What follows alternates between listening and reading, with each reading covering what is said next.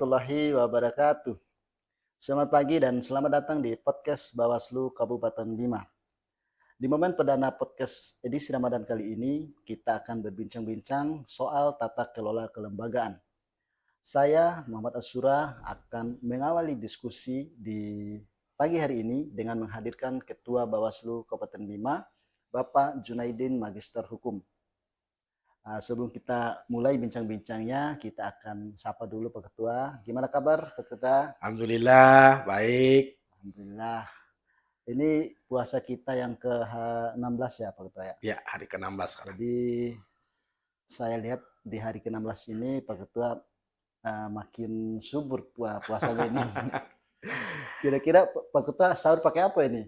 Ya, tentunya kita yang makan sih nggak banyak ya. Iya. Tapi sahurnya memang harus komplit. Ada buah, menunya juga menu sederhana aja. Yang penting itu suplemen untuk bisa berproses untuk kita tahan lapar selama seharian lah kira-kira. Sampai kita Tapi sejatinya puasa tidak hanya sekedar menahan lapar ya. Puasa itu harus menahan terutama nafsu nih. Jangan sampai tergoda loh. betul, apalagi zaman sekarang ini kita scroll media sosial ya harus Banyak. sangat berhati-hati Pak Ketua ya. Oke. Jadi pagi ini ada pertanyaan pertama dari saya Pak Ketua. Pertanyaan ini agak nyeleneh sih Pak Ketua. Jadi banyak rumor yang beredar di bahwa saat tahapan ini Bawaslu itu katanya nggak kerja atau makan gaji buta. Itu gimana tanggapan Pak Ketua? Rumor itu memang sangat kencang ya, selain di media sosial, sesekali juga di media mainstream itu beredar. Bahkan itu jadi isu sentral yang dibicarakan oleh pihak-pihak yang berkepentingan dalam penyelenggaraan pemilu seperti bahkan ada yang mengisukan untuk membahas keberadaan Bawaslu ini kembali ke ad hoc dan lain sebagainya. Tapi sebenarnya itu hanya sebatas rumor. Bahwa sebenarnya di non tahapan ini justru Bawaslu ini lebih sibuk. Banyak aktivitas-aktivitas yang dilakukan oleh Bawaslu untuk memperkaya hasanah dan referensi Bawaslu dalam hal kita melakukan pengawasan. Ya. Karena banyak kegiatan-kegiatan yang kita lakukan yang tentunya mengarah pada peningkatan kapasitas, edukasi-edukasi pada semua segmen pemilih, bahkan sampai kegiatan-kegiatan yang bernuansa Islami. Ya, terutama di edisi Ramadan ini, momen Ramadan ini. Ya, kira-kira seperti itu. Tapi saya ingin membantah keras ya bahwa rumor yang mengatakan Bawaslu tidak bekerja, tidak ada agenda, kemudian makan gaji buta, itu tidak benar. Bahwa sebenarnya selama tahapan ini justru atau selama non tahapan ini kita justru lebih sibuk dan tidak sedikit agenda-agenda pengawasan yang kita lakukan, kendati itu dalam konteks peningkatan kapasitas dan pertemuan-pertemuan yang dilakukan secara daring maupun luring. Jadi dari banyak kegiatannya sebenarnya ada banyak kegiatan dari Bawaslu ya, karena kadang publik itu belum melihat contohnya di media sosial atau di YouTube. Sebenarnya ada setiap hari kita posting itu.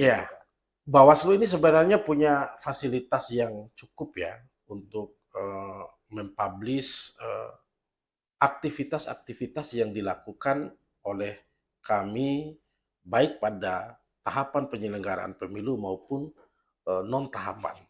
Nah, bagi yang ingin mengetahui persis apa aktivitas pengawasan Bawaslu khususnya di Kabupaten Bima selama non tahapan ini, ya berselancar di media sosial Bawaslu. Bawaslu ini punya Facebook, terus ada Instagram, ada TikTok, ada YouTube, dan semua eh, media sosial itu Bawaslu punya semua akunnya. Nah, tinggal diketik aja. Nah, bahkan itu tersosialisasi secara luas. Apa yang Bawaslu lakukan eh, selama non tahapan dan selama tahapan itu berjalan. Benar memang ruang gerak Bawaslu dalam melaksanakan kegiatan itu jauh seperti pelaksanaan program sebelumnya. Nah, kalau yang kita kembangkan sekarang justru kita minimalisasi betul, kita tekan betul kegiatan yang berbasis anggaran. Bahkan kalau boleh saya sebut, kegiatan yang kita laksanakan selama non tahapan ini itu boleh dibilang 0 rupiah. Nah, mulai dari perjalanan dinas dalam daerah di tempat yang kita tuju untuk melakukan kegiatan itu tidak berbiaya.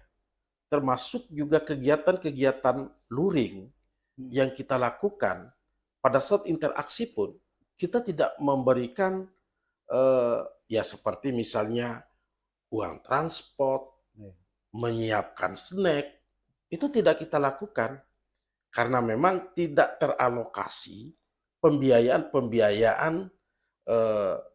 dalam konteks kegiatan luring untuk peserta-peserta seperti yang kita lakukan di tahapan penyelenggaraan. Nah, jadi stressing pointnya bahwa kegiatan yang kami lakukan selama non tahapan ini itu 0 rupiah. Jadi tidak menggunakan anggaran sama sekali. Ya, walaupun kita sebenarnya ditunjang oleh satu kendaraan operasional yang difasilitasi oleh Bawaslu untuk menunjang kegiatan-kegiatan yang kita lakukan secara luring di lapangan. Baik pengawasan melekat yang dilakukan dalam tahapan PDPB misalnya, atau kegiatan-kegiatan berupa pembinaan, edukasi terkait dengan pengawasan pemilu dan pemilihan. Menarik tadi Pak Ketua. Saya sempat mendengar Pak Ketua tadi sempat bilang kegiatan dengan nol anggaran atau 0 rupiah. Jadi bagaimana bisa Bawaslu Kabupaten Bima penata kelolaan kelembaganya itu? Saya rasa sederhana. Sepanjang itu kita niatkan untuk dilakukan dari nawaitu kita, semua akan sampai pada tujuan yang kita inginkan. Nah, bagaimana mekanisme dan metode pelaksanaannya? Saya pikir sederhana, seperti yang kami lakukan atau yang kita lakukan di Bawaslu Kabupaten Bima. Ini dengan memberdayakan semua yang ada. Kita gerakkan. Kita bentuk personil-personil yang ada ini agar menjadi tenaga yang andal, yang tentunya bisa meyakinkan audiens ketika misalnya mereka menjadi pemateri untuk menyampaikan materi pada saat mereka melakukan edukasi atau melakukan pengawasan dan sebagainya. Nah, kita bekali. Dan di dalamnya pada hampir setiap hari atau pada yang wajib, taruhlah yang wajib yang kami lakukan itu pada setiap hari Senin dan hari Jumat. Kita intens melakukan briefing, kita evaluasi pelaksanaan kegiatan-kegiatan yang kita lakukan. Disitulah kita bentuk personil-personil kita ini untuk menjadi pengawas. Jadi pengawas itu tidak hanya dilekatkan pada komisioner, karena staf dan jajaran yang ada di Bawaslu ini juga punya kewajiban untuk melaksanakan tugas itu.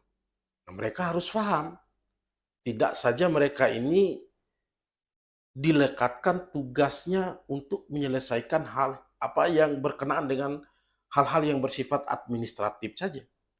Tapi kerja-kerja lapangan, kerja-kerja pengawasan, mereka harus mengerti, mereka harus memahami itu. Ya, karena sejatinya di Bawaslu ini harus eh,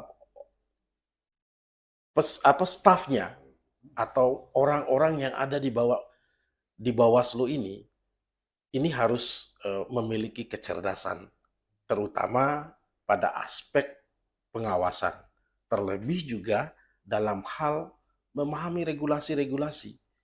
Karena dalam melakukan pengawasan ini kita tidak serta-merta melakukan itu sesuai dengan kehendak kita, sesuai dengan keinginan kita. Ada regulasi yang mengatur kita, sehingga menjadi penting bagi Bawaslu ini untuk memberikan pemahaman, mencerdaskan eh, jajaran internal. Kenapa juga ini saya sebut kegiatannya tidak berbasis anggaran, bahkan sampai 0 rupiah. Nah, seperti kegiatan-kegiatan yang kita laksanakan sebelumnya, itu acap kali kita hadirkan pemateri, Ya, yang tentunya kalau sudah hadirkan pemateri dari luar, itu tentu berbiaya. Nah, sehingga pada momen non-tahapan dan di kebijakan efisiensi ini, kita tekan betul kegiatan-kegiatan itu untuk tidak menyerap anggaran. Nah, tentu tadi dengan memberdayakan tenaga yang ada. Ya, selain tenaga juga kita maksimalkan sumber daya termasuk fasilitas kita yang ada. Nah, itu untuk menunjang aktivitas-aktivitas yang kita lakukan di lapangan. Tapi yang paling pokok adalah tidak ada sumber-sumber pembiayaan yang bisa kita gunakan untuk pelaksanaan kegiatan. Jadi pelaksanaan kegiatan baik daring maupun luring yang kita lakukan itu tidak berbasis anggaran. 0 rupiah. 0 rupiah. Kita jalan itu tidak dibekali dengan perjalanan dinas, ya. Kemudian kita melakukan atau memberikan edukasi juga tidak berhonor. Ya, kalau orang kan itu harus ada honorariumnya, honorarium narasumber, itu 0. 0 rupiah. Bahkan ketika misalnya kita hadirkan pihak-pihak untuk di momen-momen seperti podcast misalnya, Iya. itu tidak kita biayai. Karena yang kita hadirkan itu adalah mitra terdekat Bawaslu yang memungkinkan untuk bisa memberikan sumbangan pikirannya tanpa biaya. Kira-kira seperti itu. Nah, itulah bentuk penata kelolaan yang kami lakukan yang sejatinya sederhana untuk kita lakukan di tengah era efisiensi saat ini. Jadi seperti yang Pak Ketua bilang tadi, berarti di setiap hari Senin dan Jumat itu komisioner itu selalu memberikan edukasi kepada staf-staf internalnya, ya Pak Ketua.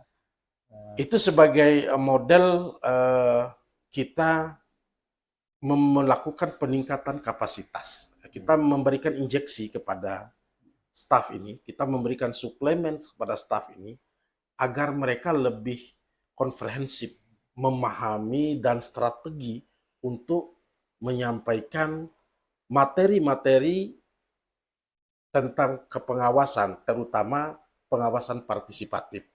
Nah, karena yang lebih penting untuk kita kembangkan adalah bagaimana lahirnya partisipan-partisipan pengawas, sehingga nanti itu dapat menekan, meminimalisasi angka pelanggaran yang terjadi pada saat pemilu maupun pemilihan. Nah, jadi kami meyakini staf-staf itu punya kemahiran dan punya kemampuan untuk itu dengan pembekalan-pembekalan yang kami lakukan. Jadi setiap staf itu tetap harus mengupgrade ilmunya, Pak Ketua. Ya harus mereka upgrade. Ya, apalagi di tengah non tahapan ini tidak sedikit regulasi-regulasi yang jadi pijakan kita untuk kita lakukan berbagai kegiatan. Jadi tidak sembarang kita, misalnya kita mengumpulkan petani, Itu berapa kali dan dilakukan pada momen apa? Jadi bagaimana staf internal di Bawaslu Kabupaten Bima ini kreatif dan inovasi. Iya, Jadi pastinya. tanpa disuruh, misalnya ketika, apalagi sekarang kan Pak Ketua, bagaimana dengan kondisi kita yang sekarang kan ada staf ini ada apa namanya, yang kita tahu sekarang kan ada WFA, work from anywhere. Jadi staf itu bisa kerja di mana-mana. Jadi bagaimana cara Iya, Pak Ketua? saya sudah membaca memang salah satunya adalah Bawaslu yang menerapkan kebijakan program kerja anywhere dan any home. Kerja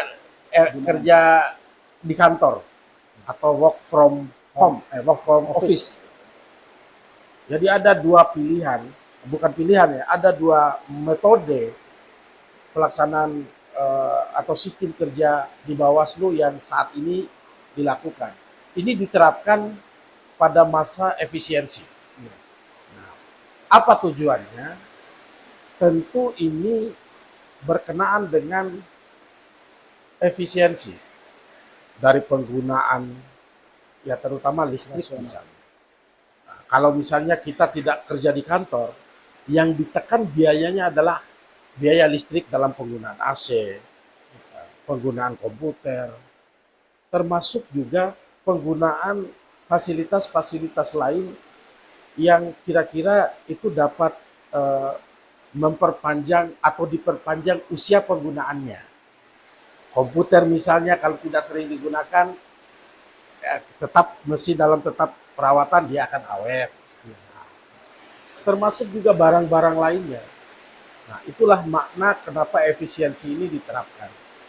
Ada yang diaplikasikan dalam kebijakan kerja di kantor dan kerja di mana-mana. Ya, kalau Inggrisnya itu work from office dan work from anywhere.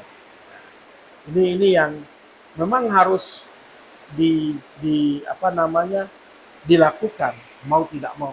Tapi satu catatan penting yang ingin saya sampaikan, bahwa dengan kebijakan work from anywhere atau kerja di mana-mana ini menjadi momen penting bagi staf Bawaslu untuk mengisi hari-hari itu dalam melakukan pendekatan serta edukasi kepada setiap pemilih, termasuk pemilih pemula. Mereka manfaatkan momen itu, melakukan sosialisasi dengan kelompok-kelompok tani, melakukan sosialisasi pada pos-posyandu, kemudian melakukan sosialisasi pada kelompok-kelompok sepeda, termasuk juga Bawaslu hadir pada majelis-majelis taklim untuk mensosialisasikan. Itu yang kira-kira bisa dilakukan oleh jajaran Bawaslu dalam menerapkan kebijakan kerja di kantor dan kerja di mana-mana. Jadi kerja di mana-mana itu dimaknai oleh Bawaslu sebagai kerja lapangan untuk melakukan edukasi dan membangun kelompok-kelompok partisan yang nantinya akan menjadi partisipan yang dapat mengawal demokrasi ini sekaligus untuk mencegah dan meminimalisasi terjadinya pelanggaran pada saat pemilu dan pemilihan. Nah, sekarang kan kita lagi di bulan suci Ramadan nih, Pak Ketua. Jadi, apa aja sih kegiatan atau program-program Bawaslu Kabupaten Bima di Ramadan ini? Banyak lah. Bukan karena puasa, lantas kita harus tidur-tiduran di rumah. Iya, betul. Atau kita menampakkan keloyohan kita. Enggak seperti itu. Iya. Justru di bulan Ramadan ini menjadi momen penting bagi Bawaslu untuk mengisi kegiatan-kegiatan penting yang tentunya berkenaan dengan pengawasan pemilu. Contoh, salah satunya ada agenda ngabuburit Ngabuburit pengawasan. yang mengabuburit pengawasan yang ini menjadi turunan kegiatan dari Bawaslu RI. Jadi ngabuburit ini di dalamnya ada beberapa agenda kegiatan yang tentunya ada breakdown-nya. Ya. Nih seperti ini nih, kita sedang ngobrol nih di layar kaca, kemudian nanti kita post yang namanya podcast. Nah, ini juga bagian dari agenda ngabuburit pengawasan. Nah, kita mengedukasi secara daring. Nah, ini salah satunya. Edukasi apa? Ya tentu edukasi yang berkenaan dengan pengawasan pemilu atau pemilihan. Yang nanti di segmen berikutnya ada Kordev yang akan mengisi diskusi dan dialognya. Ada Kordiv hukum dan penyelesaian sengketa, ada Kordiv P2H, ada Kordiv SDM dan organisasi, ada Kordiv penanganan pelanggaran yang masing-masing nanti akan mengisi. Tidak saja di momen Ramadan, di bulan-bulan selanjutnya juga ini akan menjadi agenda yang dilaksanakan oleh Bawaslu Kabupaten Bima. Kebetulan ini di Ramadan itu diagendakanlah satu formulasi kegiatan yang namanya ngabuburit pengawasan. Ngabuburit pengawasan ini ada beberapa agenda yang saat ini sudah berlangsung. Saya boleh bilang kita Bawaslu Kabupaten Bima khusus di podcast kita agak telat ya, dan saya katakan itu wajar karena kita ini melakukan pembenahan studio dan sebagainya. Betul. Ini kita lakukan secara swadaya. Ya, kita secara swadaya memanfaatkan fasilitas yang ada agar ini bisa berjalan dan kita bisa tampil maksimal. Nah, selain podcast, kita juga melakukan, ini masih yang daring ya. Untuk daring, kita melakukan Zoom. Nah, Zoom dengan siapa? Tentu dengan warga atau kelompok partisipan. Kita undang pemilih, bahkan sampai segmen pemilih khusus yang menghuni warga sekolah tingkat SMA yang namanya SLB, itu menjadi salah satu sasaran yang kita tuju untuk kita edukasi. Bahwa memang menjadi penting untuk kita berikan pemahaman kepada mereka tentang apa sih pengawasan pemilu, apa sih gunanya memberikan hak pilih itu, nanti yang kita pilih itu siapa saja, itu penting untuk kita edukasi. Walaupun tidak secara langsung kita yang memberikan, karena kalau khusus di pemilih disabilitas itu ada penerjemahnya yang kira-kira bisa menyampaikan apa maksud yang kita sampaikan. Nah, selain itu kita juga melakukan kegiatan luring. Kegiatan luar lapangan luar ruangan ini kita menyentuh hampir setiap segmen pemilih. Seperti tadi yang saya katakan, dalam mengisi keseharian staf yang melakukan WFA atau kerja di mana-mana, mereka menyasar pemilih-pemilih strategis, misalnya yang usia lanjut, kemudian kelompok-kelompok tani, pemilih-pemilih yang tidak memiliki identitas kependudukan, karena kami juga punya data autentik tentang itu. Nah, itu anunya. Kemudian ada juga kegiatan yang namanya Bawaslu Mengajar. Bawaslu Mengajar ini juga merupakan satu turunan agenda dari Bawaslu RI yang kira-kira sudah kita implementasikan di Kabupaten Bima ini di beberapa sekolah. Lagi-lagi saya tekankan, itu 0 rupiah. Tidak ada anggaran yang kita gelontorkan untuk kegiatan itu. Bagaimana metodenya? Kita awali kegiatan-kegiatan itu dengan menjalin komunikasi dan kerjasama dengan stakeholder. Misalnya untuk Bawaslu mengajar, kami sasar KCD kalau di sini, karena kalau SMA kan lintas provinsi. Di sini ada cabang yang namanya kantor cabang pendidikan, kantor cabang dinas pendidikan. Kantor cabang dinas pendidikan inilah yang kami bangun kemitraan dengan membuat MOU. Kerjasama ini disebutkan apa saja kewajiban Bawaslu, apa saja kewajiban dinas. Tentu kewajiban dinas adalah salah satunya menyiapkan sarana dan fasilitas serta peserta. Nah, peserta ini kan adalah pelajar yang notabene sebagai pemilih pemula. Di situ kita memberikan pemahaman. Apa sih pemilu? Apa pentingnya memberikan hak pilih? Apa pentingnya pengawasan pemilu? Kita sasar, kita berikan edukasi kepada mereka agar mereka memahami bahwa demokrasi ini sangat penting. Bahwa demokrasi ini nggak boleh dicederai. Bahwa demokrasi ini merupakan pilar yang ketika misalnya ini tidak berjalan, maka akan terjadi kelumpuhan pada sistem ketatanegaraan kita.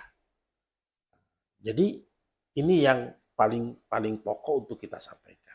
Selain itu juga kita sasar kelompok-kelompok partisipatif yang sudah terbentuk. Nah, kami juga punya binaan di Bawaslu Kabupaten Bima, ada binaan kelompok partisipatif yang tentunya ini terus dibekali pemahaman. Apa sih yang mereka lakukan? Apa saja sih? Nah, tentunya kami memberikan pemahaman. Nah, kalau nggak bisa kepada banyak orang, ya minimal dengan lingkungan keluarganya sampaikan. Misalnya kita menyampaikan atau mencegah terjadinya politik uang. Bagaimana misalnya kalau terjadi politik uang dalam pesta demokrasi? Akibatnya apa? Itu yang kita edukasi. Dan itu yang kita harapkan kepada mereka untuk disampaikan kepada kelompok-kelompok yang menjadi orang terdekat mereka. Jadi kita sifatnya menularkan kebaikan. Menular virus-virus kebaikan untuk tumbuhnya demokrasi yang baik di negeri ini, khususnya di Kabupaten Bima. Jadi kira-kira itu.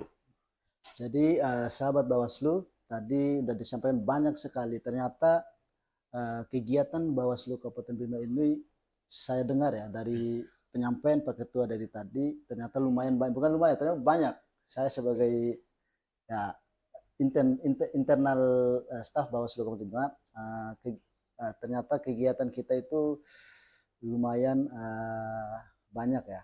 Jadi itu bisa memecah rumor yang tadi pertama Pak Ketua sampaikan tadi, yang katanya Bawaslu itu nggak ada kerjaan, ya harus makan gaji buta dan lain sebagainya. Nah, harus dibantah itu karena nggak benar itu. Betul Pak Ketua. Jadi dari sekian banyak program-program Bawaslu tadi, apa target yang dicapai dalam sederet kegiatan tersebut Pak Ketua? Oke, kami punya orientasi sebenarnya ya tidak muluk-muluk, karena yang menjadi target kegiatan kita atau kegiatan yang kita lakukan ini bukan sekedar omon-omon ya kalau orang bilang itu. Ya, target yang kita ingin dapati ya bagaimana yang pertama masyarakat ini tercerahkan tentang dampak dari pelanggaran pemilu. Terutama yang berkenaan dengan yang tren pelanggaran di kita ini kan money politik atau politik uang atau politik transaksional. Itu yang tren terjadi di Bima ini.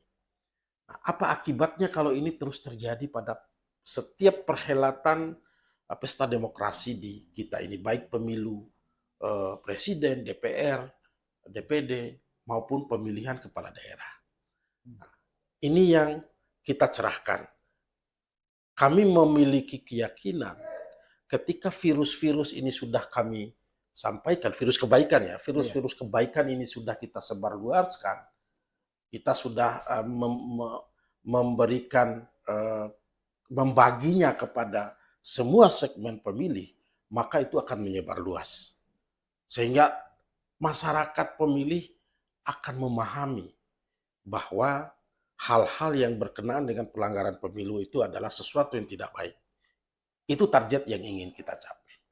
Yang kedua, target yang ingin kita capai juga adalah bagaimana pemilu nantinya itu lahir pemilih-pemilih yang dapat memotret langsung, bahkan bisa mencegah langsung terjadinya pelanggaran.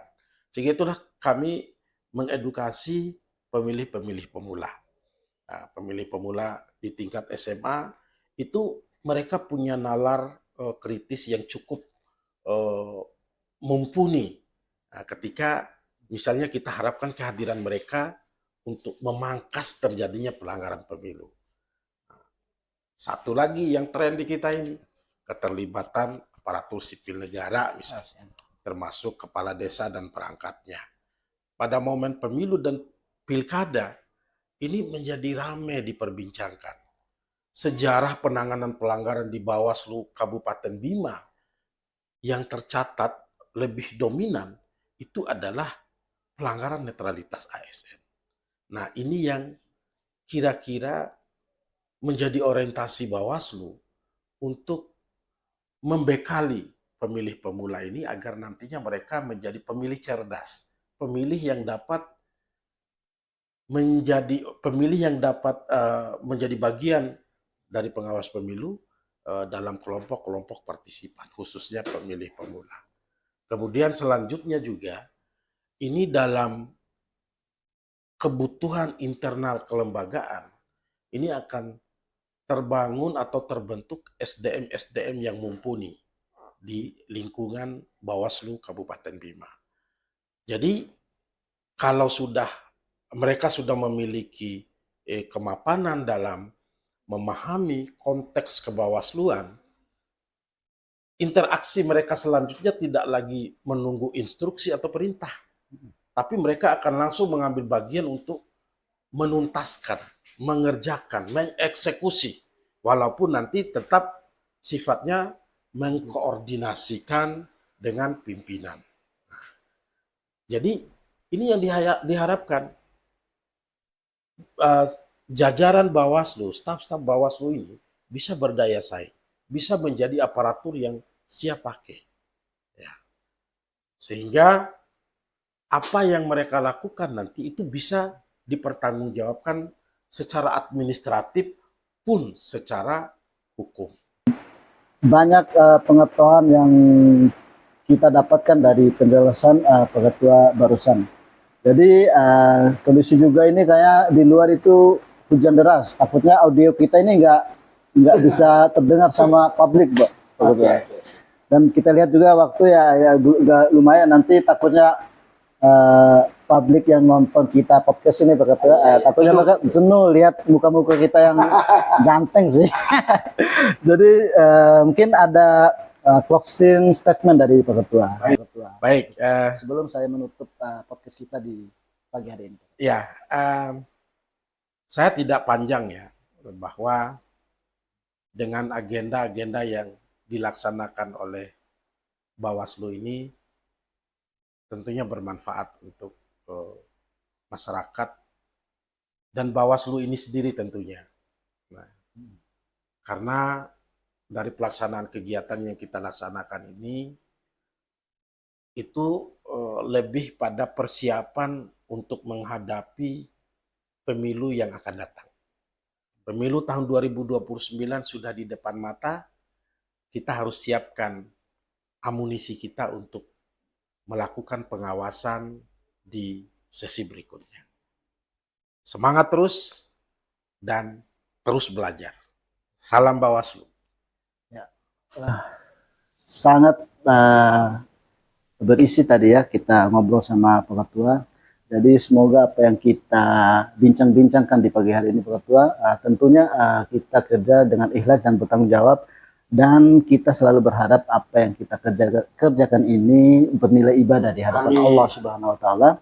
Jadi sebelum saya menutup podcast kita di podcast Bawaslu Kabupaten Bima di edisi Ramadan kali ini, saya akan uh, memberikan informasi selanjutnya. Nanti insya Allah di edisi yang selanjutnya nanti kita akan ada podcast lagi di edisi kedua.